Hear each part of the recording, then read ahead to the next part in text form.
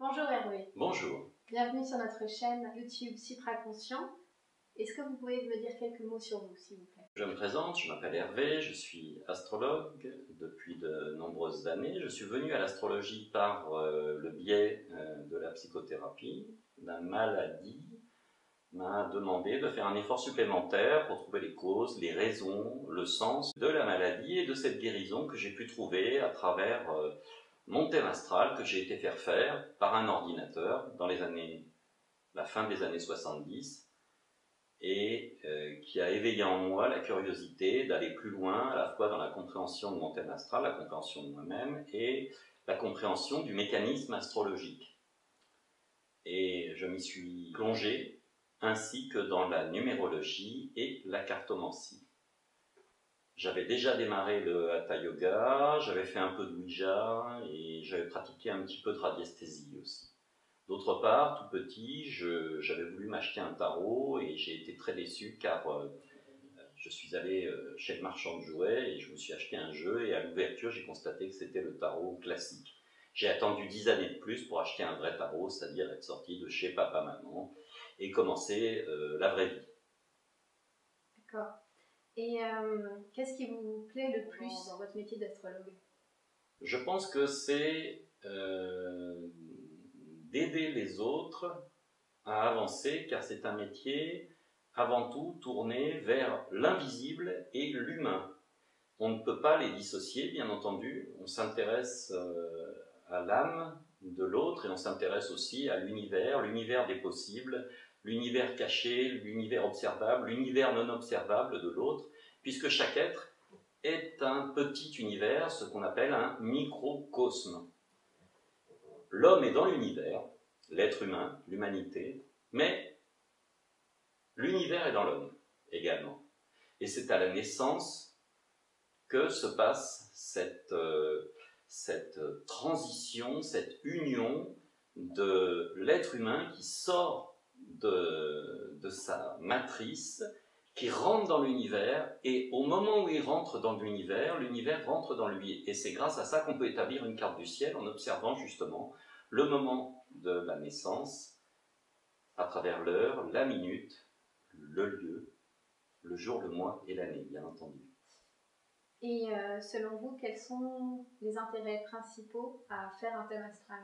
Alors les intérêts principaux, eh bien c'est la découverte, la connaissance et la compréhension de soi, à la fois dans les grandes lignes et aussi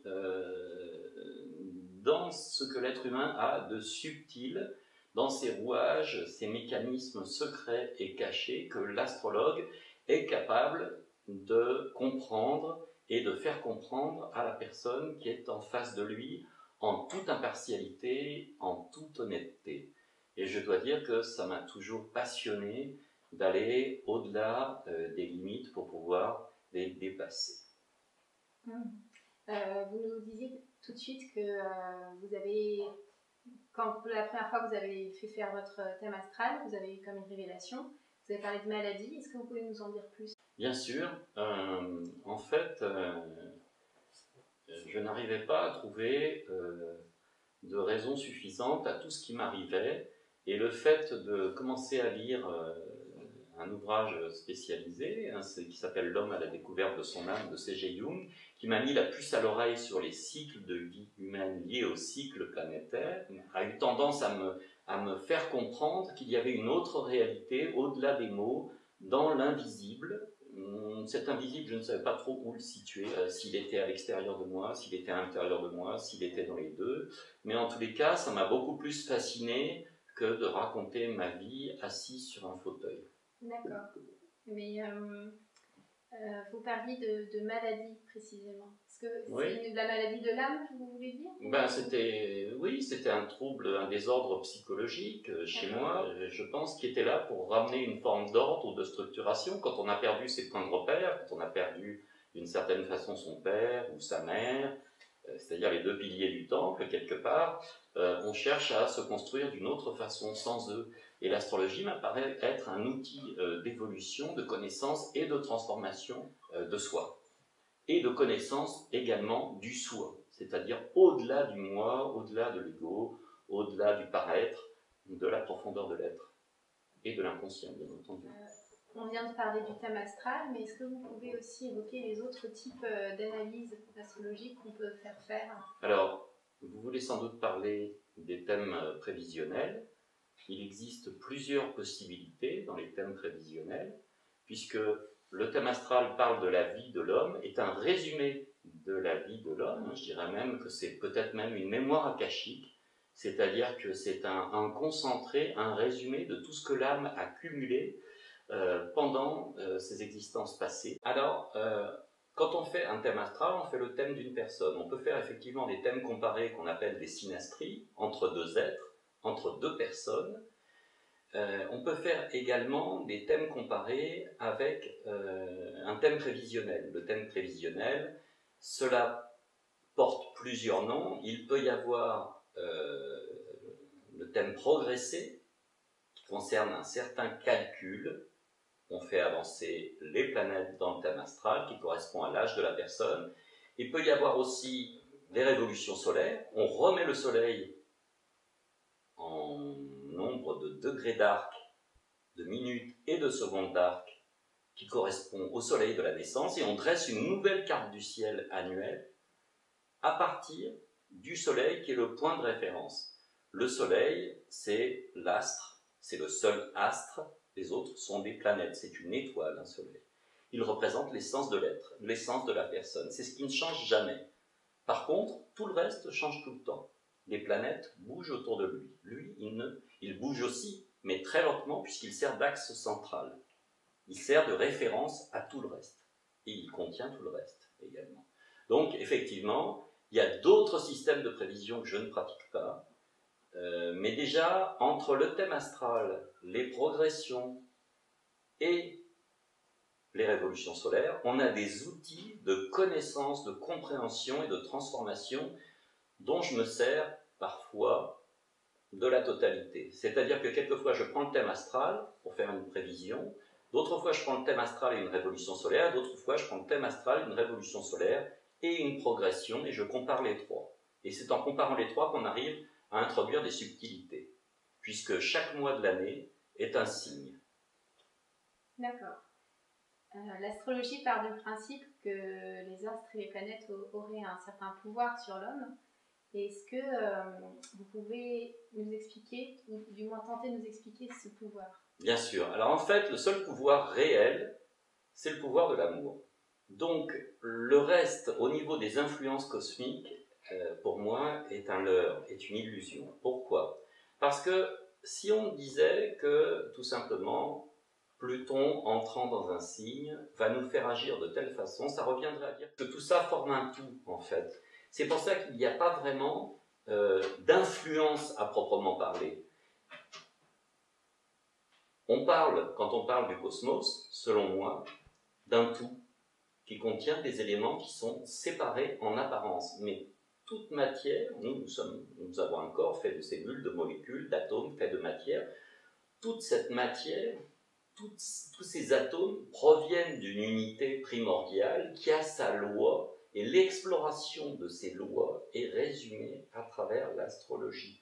L'astrologie résume un peu le décryptage de toutes les interconnexions cosmiques à l'intérieur du grand tout, qui est à la fois différencié en morceaux qui sont en apparence séparés, mais qui au fond forment un tout unifié.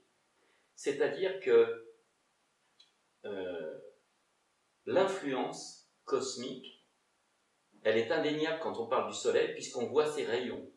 Il y a du rayonnement, il y a aussi des rayons qu'on ne voit pas, le domaine des infrarouges, des ultraviolets, etc.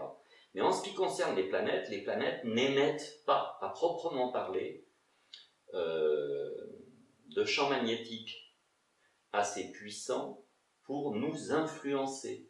Si déjà, parfois, notre voisin ne nous influence pas, c'est sûrement pas Pluton, Uranus, Saturne, Neptune, qui sont situés à des milliards de kilomètres, qui vont pouvoir le faire. Mais il y a une interconnexion qui existe de haut en bas et de bas en haut.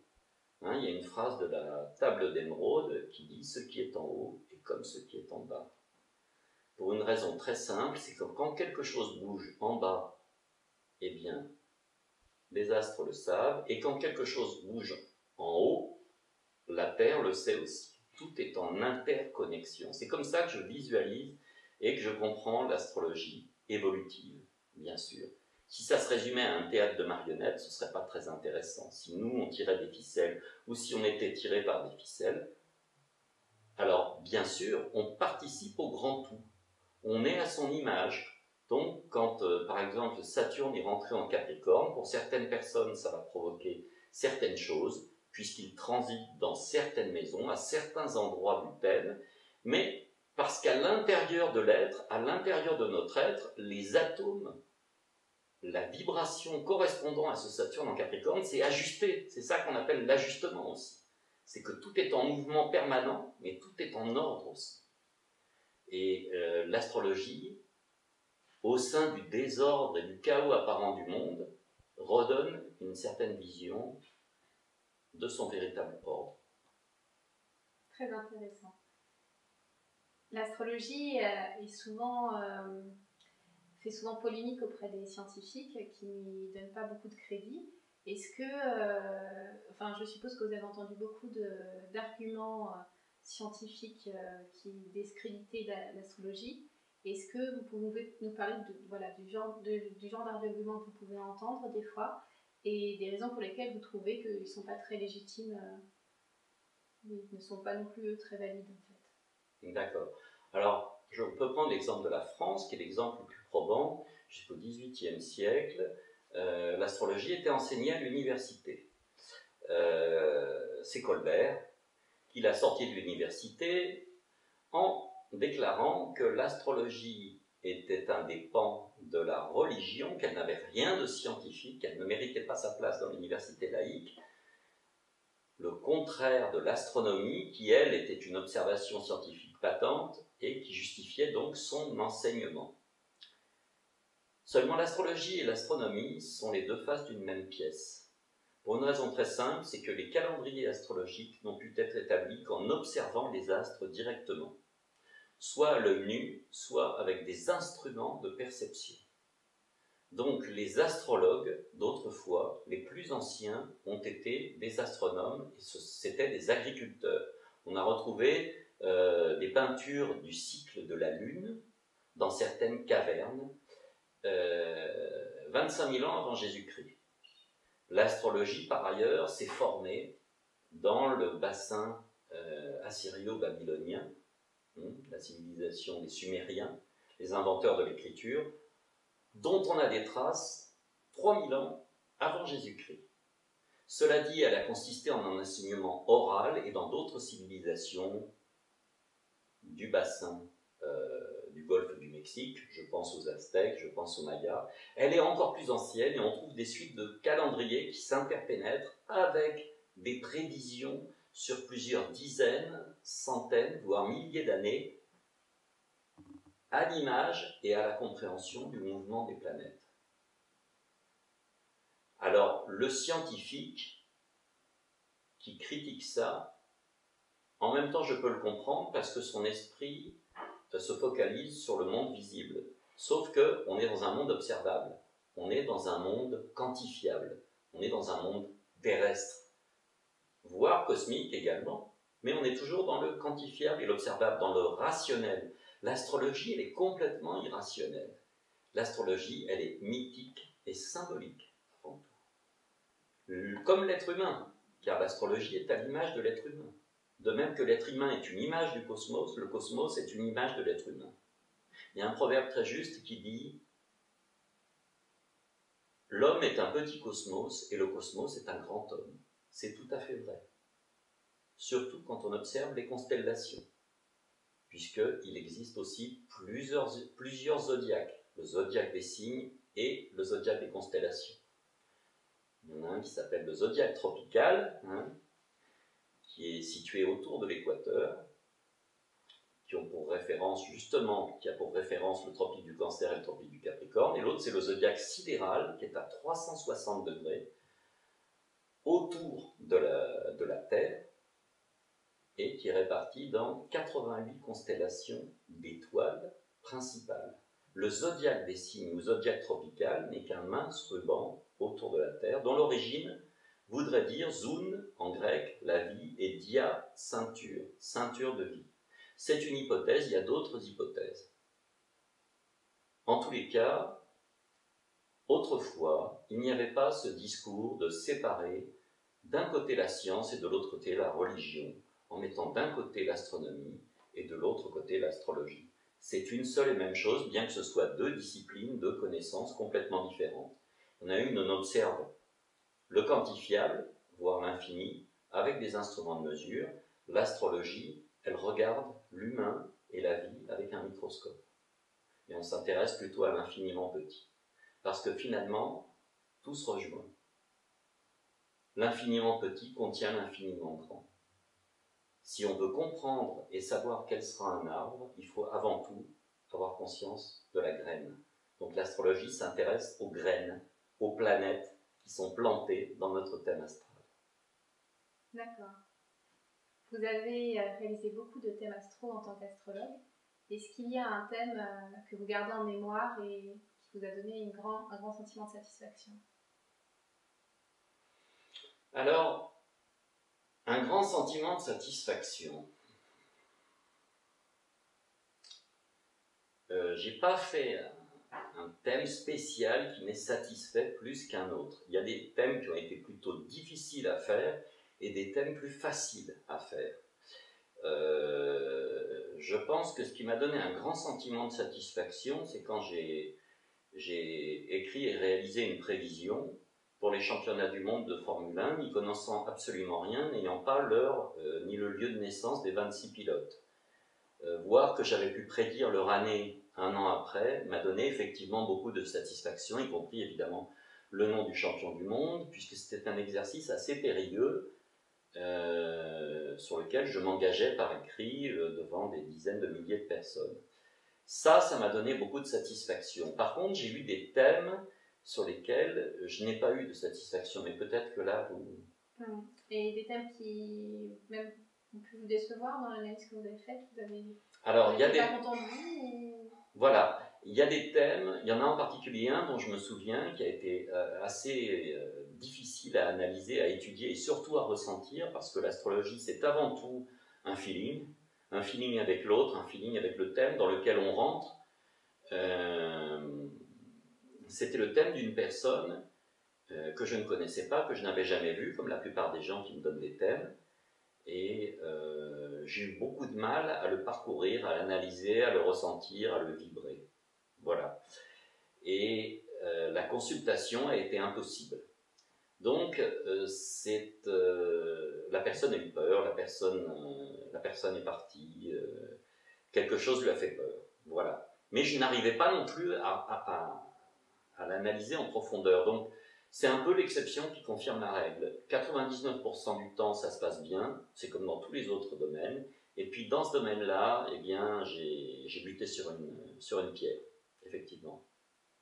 Donc, sentiment d'insatisfaction de ne pas avoir fait mon travail jusqu'au bout, mais que la destinée, que le ciel et la terre en avaient choisi autrement, puisque de toute façon, je n'ai pas pu donner la consultation à la personne.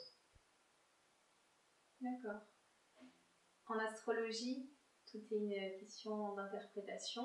Et par exemple, lors de grands événements comme les présidentielles de 2017, il y avait des astrologues qui pensaient que ce serait Fillon le président, d'autres Macron, etc. Et finalement, chacun a ses outils pour analyser, mais les conclusions sont différentes. Et comment vous expliquez ce paradoxe de ne pas arriver à la même conclusion en utilisant quand même les mêmes outils d'astrologie?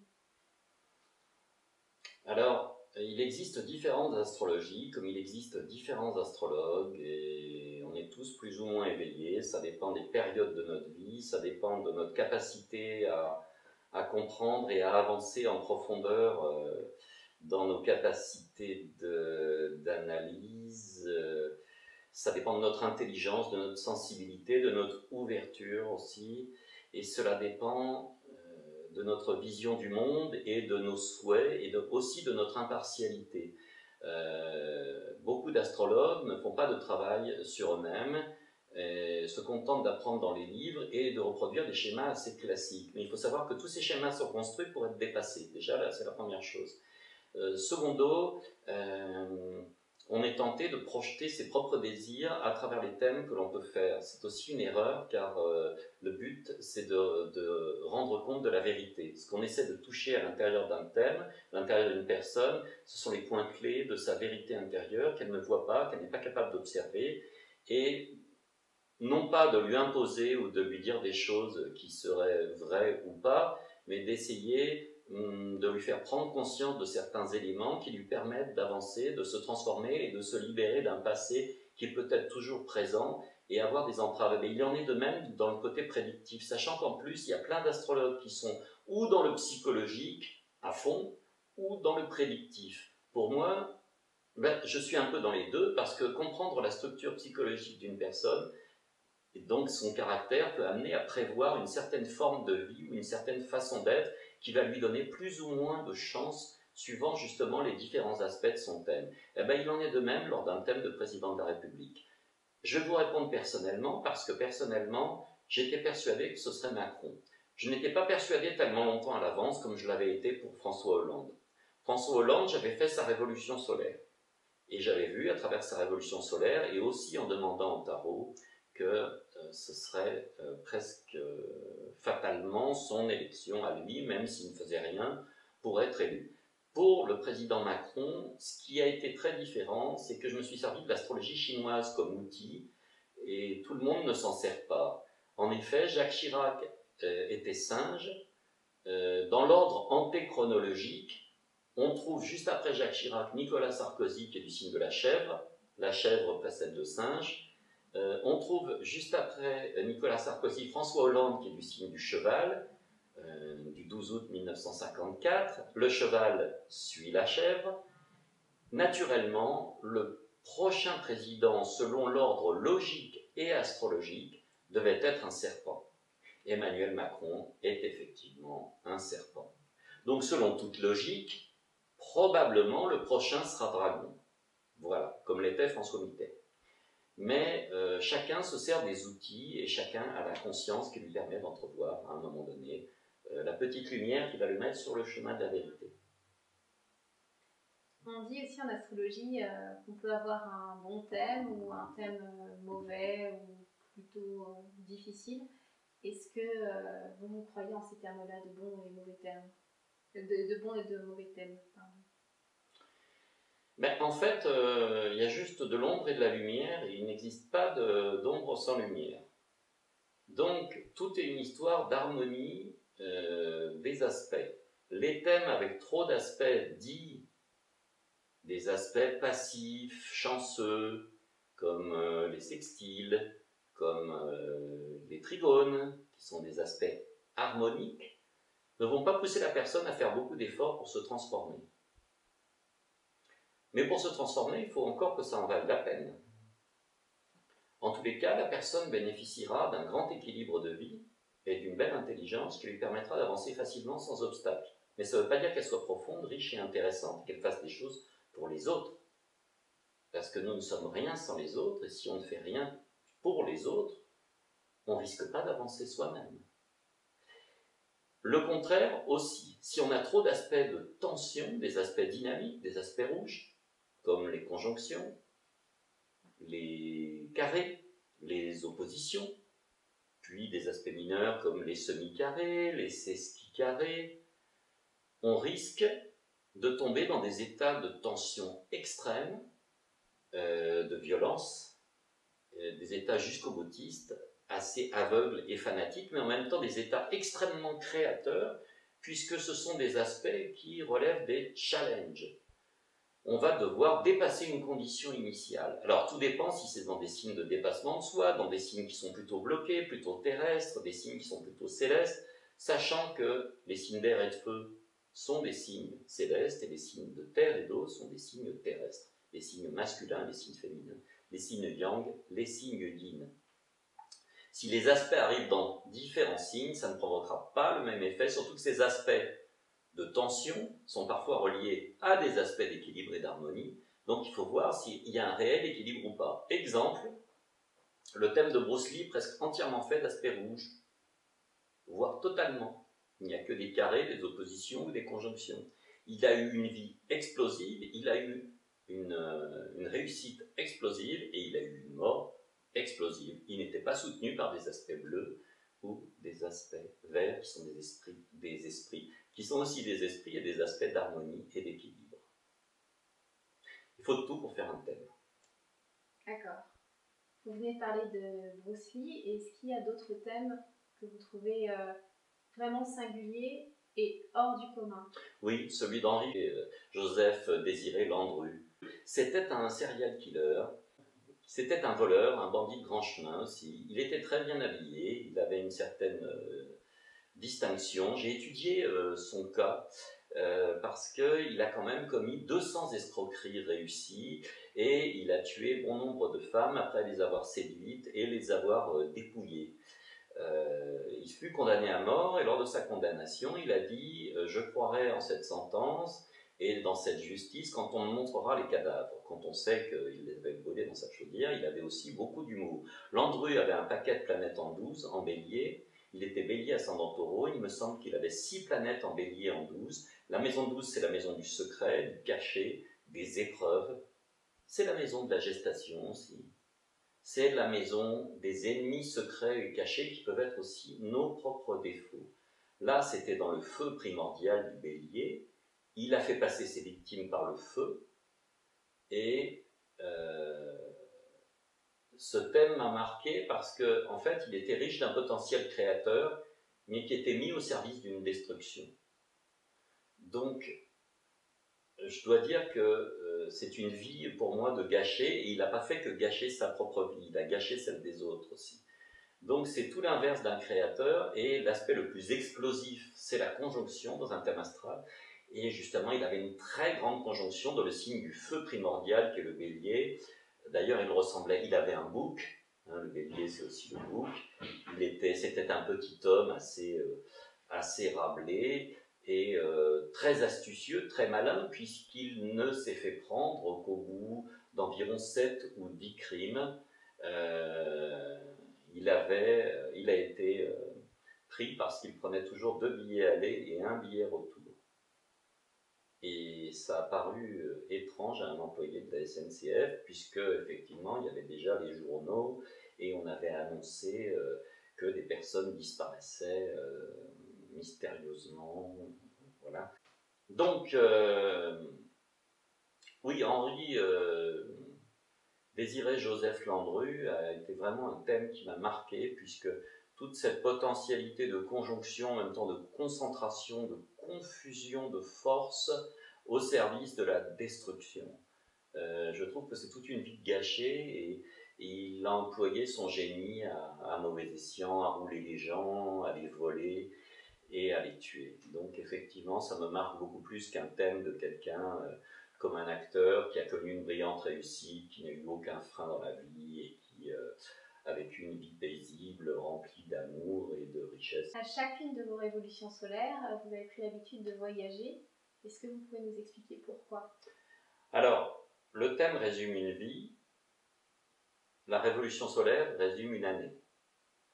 C'est le retour du soleil à l'endroit initial qu'il occupait à la naissance, en degrés, minutes, secondes d'arc. Je ne voyage pas à toutes mes révolutions solaires. Je fais des révolutions solaires depuis 1986 et je me suis aperçu de leur bien fondé. J'ai d'abord fait la révolution solaire de Johnny cette année-là, Johnny Hallyday, et puis ensuite l'idée m'est venue de faire des révolutions solaires pour moi et de les expérimenter. J'ai notamment en 92, je suis parti passer ma révolution solaire à Miami, en me calant certaines planètes à certains endroits pour pouvoir rencontrer celle qui allait devenir ma femme. Je l'ai rencontrée 2 mois jour pour jour après la révolution solaire à Miami. Et nous sommes restés à Miami. Les révolutions solaires, c'est avant tout une petite parcelle de pouvoir personnel pour améliorer les choses. Quand on est dans le doute, on peut les utiliser pour améliorer une année. C'est 24 heures d'une journée où les 12 signes sont contenus à travers les 12 maisons. On ne va pas changer les planètes de place, car si la Lune, par exemple, est à 15 degrés du Lion, elle restera à 15 degrés du Lion, où qu'on soit sur Terre. Par contre, ce qui va changer, c'est la domification des maisons. La domification, c'est la façon dont les maisons sont placées dans une carte du ciel. Il y a plusieurs systèmes de domification, mais quand on change de lieu, on va changer forcément les maisons, puisqu'elles se basent sur notre position terrestre, les maisons. Donc, si nous passons notre anniversaire dans un lieu où la latitude change, ça ne changera absolument rien, parce que nous serons en face d'une portion de ciel qui est la même, le même signe. Exemple, si vous êtes à Oslo, si vous êtes à Paris ou si vous êtes à Alger, vous aurez absolument le même ascendant de révolution solaire. Par contre, si vous êtes à Brest, à Paris ou à Strasbourg, vous allez changer d'ascendant de révolution solaire. Ça va fatalement faire changer les maisons. Donc les planètes vont sortir ou vont entrer dans des nouvelles maisons. Pas obligatoirement, mais souvent.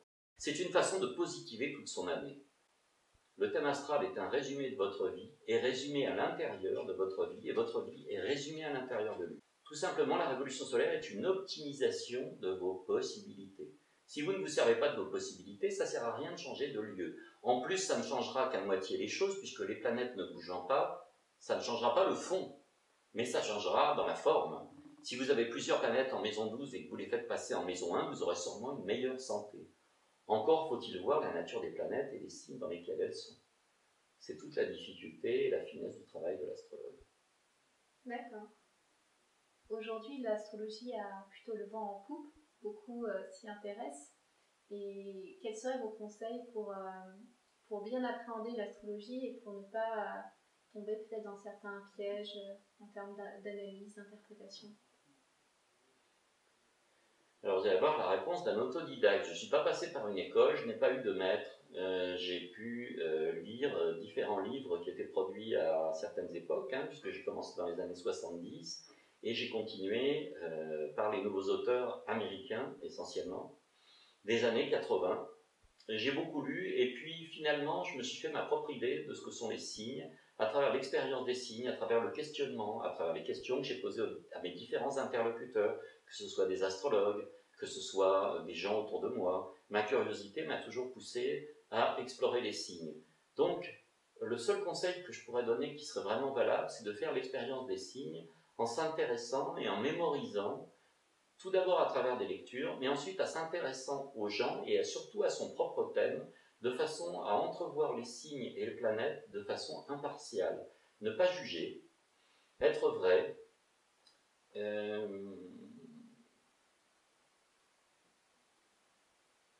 Le conseil du secret professionnel est très recommandé en astrologie, étant donné que l'astrologue a tendance à être un centre de compréhension qui rassemble différents avis plus ou moins subtils, secrets et intimes de différentes personnes. Donc la recommandation, c'est avant tout la discrétion. Et la recommandation, c'est aussi l'impartialité. La recommandation, c'est de lire de bons auteurs, de ne pas s'éterniser sur des gens négatifs. Je pourrais prendre par exemple des exemples. Le premier qui m'a servi de base, je ne le trouve pas formidable, c'est un auteur de romans policiers qui s'appelle Hadès, dont le surnom est Hadès en astrologie, qui veut dire aussi Pluton, Pluton, planète du Scorpion, planète des enfers, de la mort. Lui, ça a été une bonne base, mais je l'ai trouvé un peu trop noir et limité. André Barbeau, c'est un second astrologue qui est un généraliste, mais qui a une vision assez impartiale et naturelle, on va dire, des êtres humains, qui a fait beaucoup de thèmes historiques, des rois de France, des personnages célèbres, qui a bien illustré leur vie, qui m'a permis de démarrer. Mais je sentais que j'avais besoin d'un souffle plus profond, plus cosmique, plus divin peut-être, de trouver Dieu finalement au sein de l'astro, de trouver la totalité. Je me suis vite tourné vers d'autres lectures car j'avais envie de découvrir d'autres horizons, puisque l'astro m'avait fait comprendre que certaines choses existent au-delà des frontières de la vie et de la mort. Et j'ai puisé dans certains auteurs comme Charles Bouga, qui a écrit un livre remarquable qui s'appelle Une astrologie pour l'ère du Verseau, qui a eu Germaine Hollet comme secrétaire, qui est devenue sa compagne, qui a écrit des livres très intéressants aussi. J'aime bien Alexandre Ruperti également. J'aime aussi Bill Tierney pour La dynamique des aspects, qui est une des bibles de ma bibliothèque. J'aime aussi Martin Schulman, mais j'aime aussi des astrologues comme Pierre Lassalle, qui sont beaucoup plus européens et français, comme Charles Bouga, qui lui était suisse, d'après mes souvenirs. Il y a toute une palette de styles qui sont intéressants, mais surtout, ce qui est intéressant, c'est de se faire sa propre idée, sa propre image personnelle et impartiale de ce que sont les signes. Donc, dans les auteurs, eh bien, on trouve de tout. On trouve de la vulgarisation, de la banalisation, et on trouve aussi des érudits. On trouve des gens très capables de nous ouvrir l'esprit et de venir compléter nos manques et nos questionnements. Vous êtes aussi numérologue et cartomancien. Vous avez aussi une option développée. Vous l'avez dit en présentation. Et comment vous vous servez des outils divinatoires, de la numérologie et de votre intuition au service de votre astrologie? Comment, quand vous interprétez un thème, vous pouvez utiliser ces outils-là? Alors, je ne me sers pas des outils numérologiques ni de la cartomancie quand je fais de l'astro.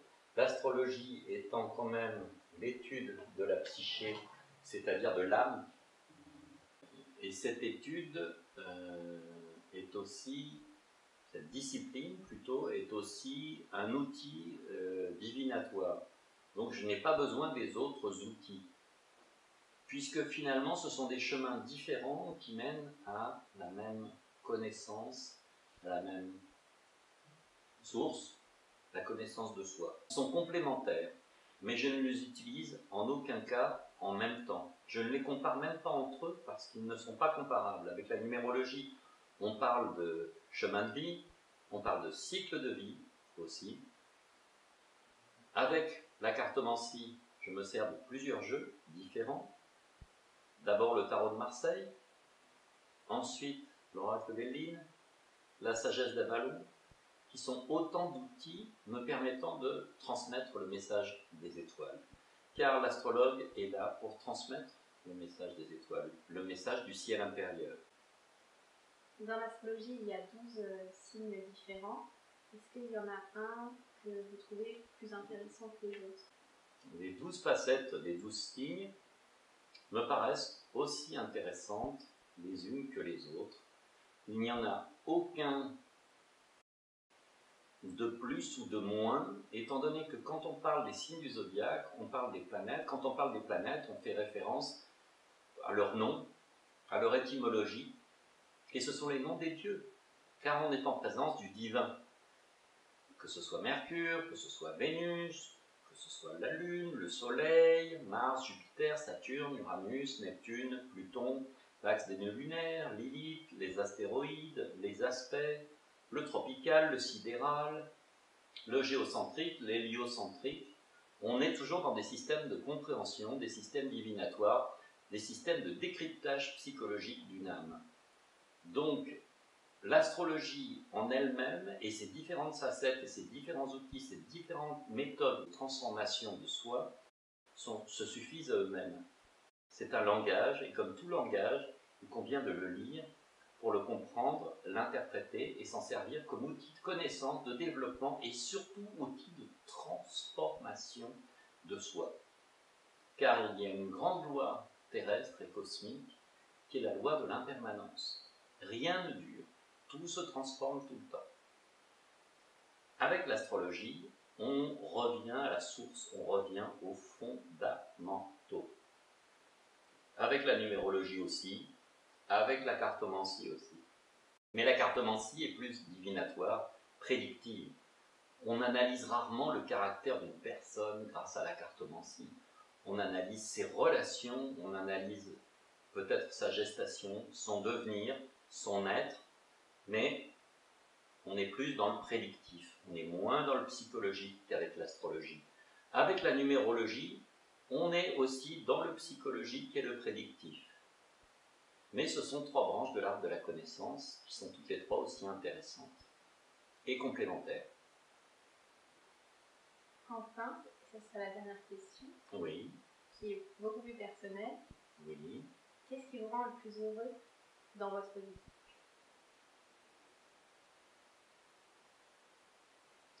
Ce qui me rend le plus heureux dans ma vie, c'est quand une personne que j'ai vue, je vais prendre un fait concret qui m'est arrivé, quand une personne que j'ai vue des années auparavant, 1 an je crois, vient me revoir et vient m'annoncer qu'elle a changé de vie grâce à moi et qu'elle vit un grand bonheur. Ça me fait vraiment plaisir. Car c'est pas seulement la satisfaction de dévoiler certains points de la personne, mais c'est pour éviter de perdre du temps aussi que je suis devenu astrologue, à la fois de ne pas perdre de temps pour moi, mais de ne pas faire de perte de temps aux autres, parce que tout le monde se disperse, tout le monde s'éparpille, tout le monde se cherche, et la véritable connaissance de soi, elle est à l'intérieur de soi, c'est la voie initiatique, puisque l'astrologie est une voie initiatique. Il s'agit de mourir pour renaître. Le scorpion en astrologie nous le montre bien. Mourir à quelque chose, mourir à certaines certitudes, à une certaine rigidité pour accomplir l'être. Puisque dans les 6 premiers signes, on a je veux, j'ai, je possède. Et dans les 6 signes suivants, les 6 derniers signes, on a au contraire je suis. J'existe, je suis l'ensemble. On a fini de juger, on a fini de se morceler, de se diviser, de vouloir posséder les gens et les choses. On s'aperçoit qu'on n'est vraiment pas grand-chose, mais que ce petit pas grand-chose, ce petit gravier, cette petite poussière d'étoiles contient l'ensemble des possibles de l'univers. Et quand je vois une personne qui vient me dire que ce que j'avais vu à travers les cartes ou à travers sa carte du ciel s'est réalisé, et non seulement s'est réalisé, mais a donné suite à une réalisation d'envergure, et en plus une matérialisation à la fois sentimentale et sociale, là je suis vraiment heureux. Quand la personne a pu trouver le bonheur dans sa vie, en faisant un petit effort d'écoute et de compréhension du message qui lui a été transmis.